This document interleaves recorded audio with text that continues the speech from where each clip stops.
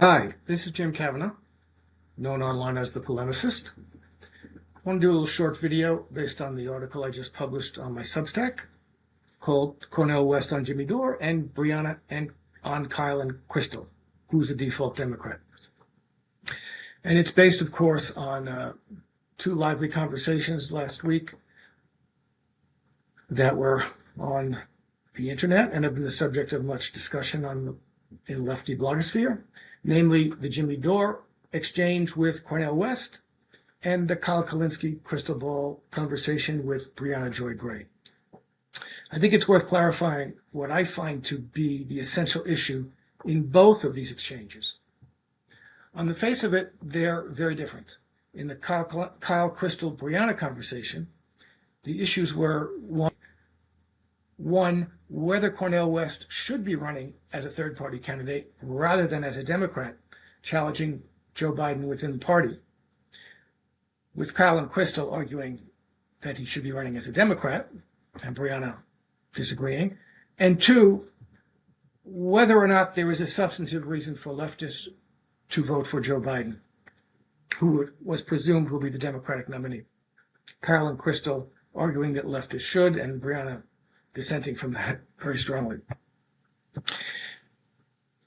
In the Jimmy Dore Cornel West conversation, on the other hand, no one was arguing against Cornel running third party, and no one was arguing for voting for Joe Biden. Jimmy supports Cornel's third party run, and Cornel explicitly and continuously states his opposition to, quote, milquetoast liberal Biden, and never explicitly suggested that anyone should vote for him. Jimmy Dore was rather pressing Cornel West on something else, and he did so in a way that I think was a little clumsy and lost focus and sidetracked the conversation in a way that I think was unproductive. I think there was a question, a precise question that Jimmy could have asked, which would have gotten the answer about Cornel and his campaign that I think he and a lot of us are looking for.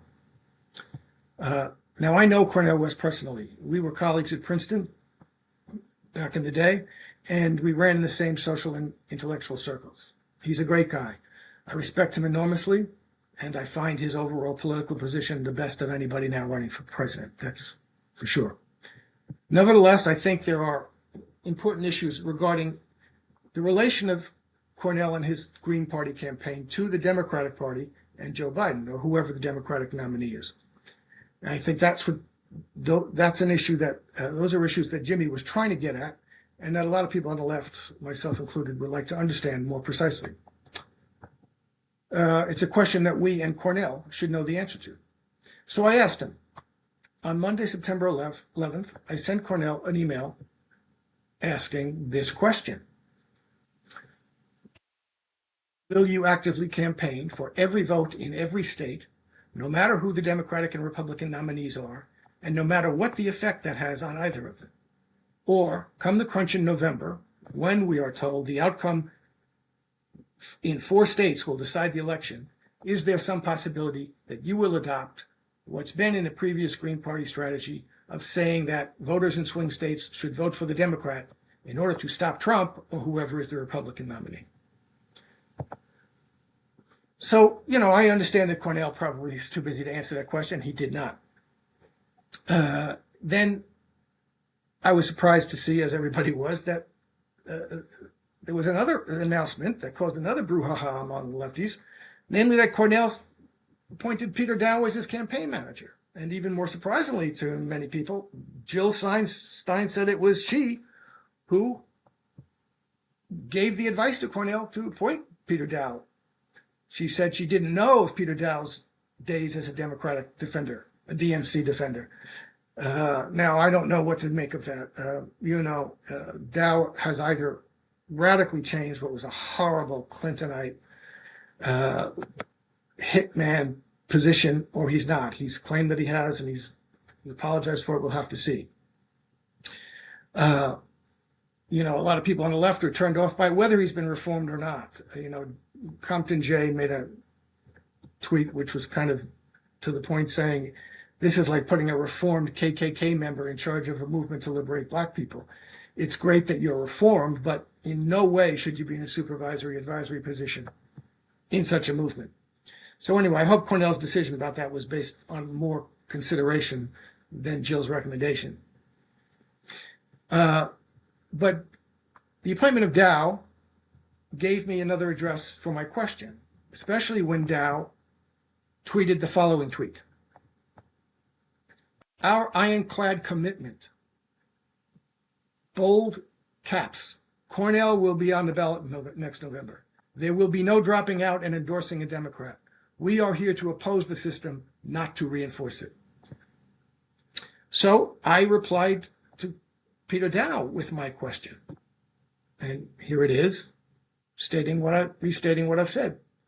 The point here I was making is it's not a question of whether Cornel will drop out, but of whether he will adopt a safe state, swing state strategy, either explicitly or implicitly. So I think it's a crucial question, the answer to which would tell Jimmy Dore and us what we need to know about, without getting into arguments right away about white supremacy and fascism and how we use those words. And I know it's an important question to a lot of leftists because I got the following tweets, slew of the following kinds of tweets from people, starting with, my vote for the doctor hangs on the answer to this question. This is the question, and pretty sure he won't answer it, etc., etc. You can take a look at those tweets. Now, I have not had a response to that question from either Cornel or Peter. I can believe Cornel was too busy to respond to someone he hasn't seen in years, but I don't think Peter Dow did not see the chain of responses to his dramatic ironclad commitment tweet that my question responding to him engendered. So the question is, for all those of us who are here to oppose the system, not reinforce it, we want to know whether Cornel is in this to do everything he can to build an independent left party and movement, no matter what the cost to either duopoly party, or whether he's in it to raise issues and prevent the Republicans, especially Trump, from winning. That, in other words, to be a pressure point on the Democratic Party with the overriding goal of preventing Trump or the Republicans from winning. I really don't know what Cornel's answer to that. I'd like to have it. I hope someone asks it. I think it's a question that his campaign must understand, that if they don't answer the question, many people will presume the answer that his silence gives, and that every moment he doesn't answer it will probably cost him supporters. At any rate, I can see and predict quite accurately, since I'm precognitive, that this question will be answered at some point, probably 3 days before the election next November, when on MSNBC, Chris Hayes asked Cornel something like this. Polls show a dead heat between Biden and Trump in Pennsylvania, Arizona, and Wisconsin. Are you still urging every voter in those states to vote for you? And Cornel will answer that question. He will answer it either simply, yes, I am, or he will give some complicated version of something like, well, I'd like everyone's vote, but I also understand precious people's fear of neo-fascism and the loss of democracy under Trump. I can't tell people how they should vote. I respect anybody's decision. Something that allows him to say he didn't drop out or he didn't endorse the Democrat, but sends a message of reinforcement of the system and of submission to priorities of the system that everyone understands. My question is whether there's an ironclad commitment not to do that. And that's a question that Cornel and Peter Dow have not given an answer to. Now, what's interesting is that I think this question is at the core of what both the Jimmy Dore conversation and the Krystal Briahna conversation were about. The answer to this question tells us, in fact, how different Cornel West is from people who are criticizing him for running as a third-party candidate. How different he is from Kyle Kulinski. Kyle Kulinski, in fact, led the attack on Cornel for running third-party rather than Democrat. But he also says that he's going to vote for Cornel West in New York because it's a safe state. So for Kulinski, who's criticizing Cornel for running third party, it's okay to run third party if it's only to have an effect in safe states. Its only political presence really will be in safe states. So if Cornel does not make the ironclad commitment not to steer people in any way towards the Democrats in order to save Trump, in order to save the country from Trump, does not make the ironclad commitment to endanger the Democrats in swing states, then he and Kyle Kulinski are in fact on the same page. They're on the same page about the relationship of leftist politics to the Democratic Party and the duopoly. And that's something that leftists, to whom Cornel is making a pitch, want to know and should know. I think what was happening with Jimmy Dore, who didn't ask that question, is that he felt that the logic of the distinction that Cornel was making between Biden and Trump throughout the conversation implies that Cornel will indeed, and in fact logically must, adopt that safe state, swing state strategy and protect the Democrats and protect the country from Trump. And if he had asked the question precisely, it might have gotten a more interesting and cogent answer. Now, certainly my point of view, that any independent left third party in the United States will get nowhere until and unless it makes Democrats lose elections. That's just the situation. The purpose of a third party, left third party in the United States, is precisely to defeat the Democrats as well as the Republicans, not to help one or make sure that one doesn't defeat the other. I think the Green Party has been problematic for leftists for a long time. I think there's a whole slew of reasons why third party runs in the United States electoral system might be useless, et cetera, et cetera. But as a general principle, a third party that is not willing to and does not understand that it must make Democrats lose elections is a third party that is not going anywhere and is just finally defining itself as a pressure group on the Democratic Party. And the central point here is how one understands the relationship between the left and the Democratic Party in the United States. You know, this is the bizarre framework in the United States which holds that there's some intrinsic relation between the left and the Democratic Party, that leftists are naturally closer to Democrats. I think most leftists today consciously understand that in the post-Clinton Democratic Party, the progressive social domestic or the peaceful international party they may have been seeking 10 years ago, 20 years ago, 5 years ago, is gone, baby, gone, and never coming back. But there still lingers in many, many people, including on the left, including the so-called disenfranchised from Democrat left, an unconscious, implicit belief that there's something in the Democratic Party as an institution or in its nominee personally, whether it's Biden or Obama, there's some essential quality, no matter how well hidden for strategic purposes, that is or wants to be a force for significant progressive change, and that the Republican Party is the primary obstacle to any such change. That therefore, in a political contest, an important political contest between Democrats and Republicans, the left must always support the Democrats as the only possible check against the essentially more reactionary Republicans. This is the notion that leftists are default Democrats. I got to say, I think this is a pernicious, paralyzing assumption that we must extirpate from our minds. Being a leftist has nothing to do with being a Democrat. The political left and right, historically, and the fundamental understanding, my fundamental understanding of it, do not correlate with Democrat and Republican. They correlate with class positions. And the Democratic Party is not now, if it ever has been, a party of and for the working class. Chuck Schumer has explicitly announced that and renounced any such role. The Democratic Party now strains intermittently to attract working class support.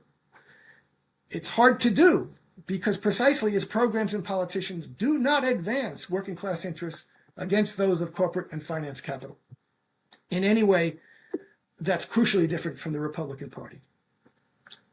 So an increasing number of Americans recognize that the Democratic Party is, in fact, an enemy of the working class, another enemy of the working class. Despite the criticism and demonizing of the party under Bush, this Democratic Party fully internalizes his warmongering imperialist spirit, and it is an enemy of world peace. So the idea that there's any natural connection between being a leftist and supporting Democrats, the idea that leftists are or should be default Democrats, is, I think, a ridiculous manacle in our minds that we have to do away with. Exploiting that pernicious and persistent assumption from people's minds is, in fact, one of the most important missions of any independent left third-party movement in the United States. The intrinsic relation between the Democratic Party and the left is that they are enemies. The Democrats know this and say it all the time, and leftists should too. So, talking specifically about individual politicians, Biden or Trump in this case, I'll say this also. Neither candidate has any claim by any leftist metric to be substantially better than the other. Joe Biden is a proudly reactionary politician who, over his 50-year political career, has done more damage to the American people, to the multiracial working class, particularly Black Americans, and to millions of people around the world than Donald Trump has done or is likely to do. And I repeat, by any leftist metric, by far. And I dare anyone to argue otherwise. So there's a fundamental difference between the left that understands itself as default Democrats and the left that's indifferent to the pretension that Democrats are less of an enemy than Republicans. And it was nicely demonstrated when Kyle Kulinski said to Briahna Joy Gray, quote, let's just say it's election night 2024, and it's all of our worst nightmares, Biden versus Trump. It's going to be Biden or Trump winning. Are you sitting there like, yeah, of course I would prefer Biden to win over Trump? And Briahna's response was, honestly, I don't care. Those are two different political paradigms they're living in. And I'm with Briahna on that. And I don't know where Cornel West is. That's the kind of conversation that I'm suggesting Cornel is going to have at some point before the election on MSNBC. So these discussions also really need to be reconsidered in the light of the fact that Joe Biden is not going to be the Democratic nominee in November 2024. His cognitive decline is too fast, and too furious, and too obvious. As the party, the Democratic Party, comes back into focus as the principal actor, which it will do when it gets rid of Biden and replaces him with someone else, everyone will then demonstrate whether their true allegiance is to the party or to something else. Kyle and Krystal, for example, said that they're only voting for Biden because his surprising presidential achievements made him worthy of their support. So there's no presidential achievement that's going to be given by anybody else, certainly not Kamala Harris.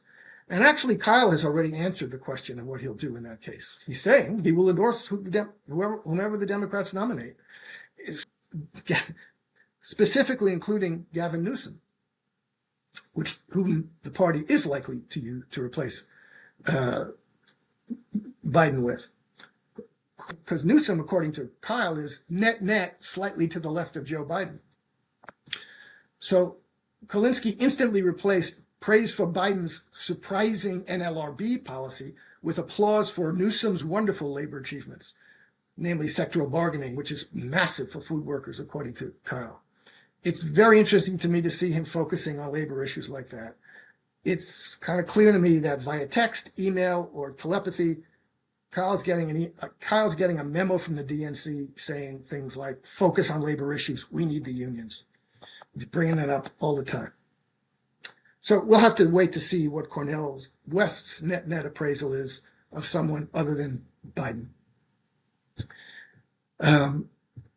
So I find that the core issue in both of those discussions, which we can see explicitly in Kyle Kulinski and Krystal Ball, and maybe implicitly in Cornel, is whether a leftist is a default Democrat.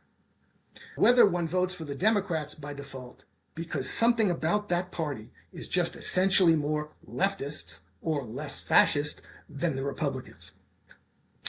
Again, from my position, from my left position, the Democratic Party has to be understood as the most effective obstacle to any significant social democratic or anti-imperialist policy. They take popular positions, Medicare for all, end forever wars, that would win elections. They pretend they're going to do something about them, and they actually kill them. Not because Republicans prevent them from doing anything about them, but because the Democratic Party itself opposes them. That's certainly what they did with Medicare for all. And Briahna's exchange with Kyle and Krystal about Biden not canceling student debt was another case in point. So it was an interesting exercise watching both of these very highly charged exchanges. Briahna Joy Gray, I think, was brilliant with Krystal and Kyle. Jimmy Dore, I think, stumbled and missed the chance to get a precise, on-point answer. But we can see that the core issue in both conversations was the relationship between the left and the Democratic Party and how that defines the purpose of a third-party campaign. We know what Kyle and Krystal's position is, and I think Cornel should state clearly whether he's ironclad committed to campaigning for every vote in every state or for campaigning only in a way that will not allow his campaign to be the reason Biden is defeated by Trump or the Democrat is defeated by the Republican. That, I think, is what Jimmy Dore was getting at. That's what would tell us something about how different Cornel is from Bernie Sanders or Kyle Kulinski. That, I think, is something a lot of leftist inquiring minds want to know. Thank you. Thanks for watching. Please like, share, and subscribe. You can find my videos on YouTube and Rumble. You can find all my articles as well as my videos on my Substack. And you can follow me on Twitter. Links are below. See you next time.